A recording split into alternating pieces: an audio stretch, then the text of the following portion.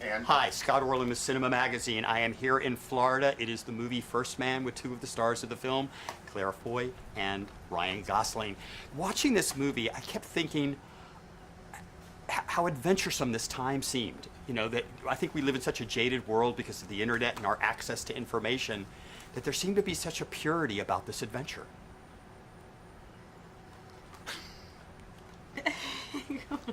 You know, I was just initially struck by the extraordinary amount of sacrifice involved in this achievement. You know, I think that I had grown up just with this gilded image of the accomplishment as though it was predestined and was always going to be a success. And you know, what I really admired and was inspired by Damien Chazelle, the director's approach, was to sort of, you know, lift that image and to show just the extraordinary amount of human sacrifice involved and just how it could have gone wrong at any moment, and in a way that makes it even more extraordinary when you understand that. And what's fascinating too about this kind of view on of what happened in the 60s is we always think about the men and the sacrifices they make, and yet we forget about the family.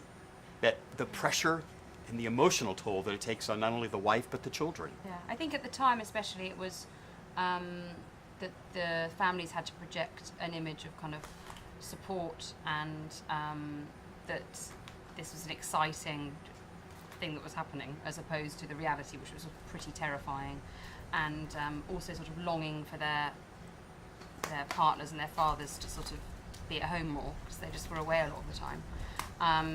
And so I suppose the film it definitely gives a voice to the people who were left on Earth who kind of were living their own lives while they were all going to space.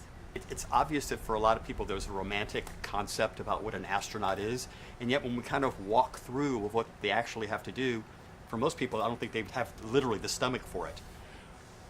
Yours was just a pretend mission, but did it give you a swagger? Was there something that was kind of emphatic about it?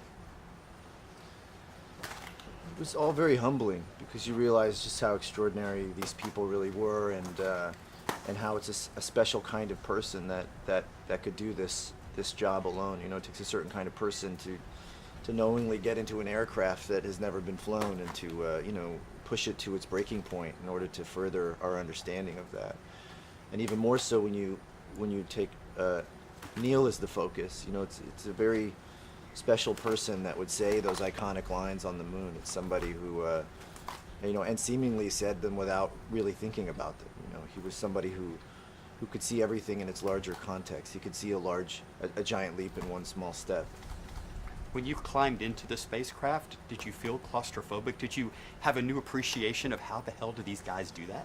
Yeah, the NASA technicians would use the term "spam in a can," and I came to understand where that came from. I think it's a good analogy. Gee. Would you go to space if you're given the opportunity? Not on the first flight. On the 150th flight possibly, but definitely not on the first one. No, I'm happy to just pretend.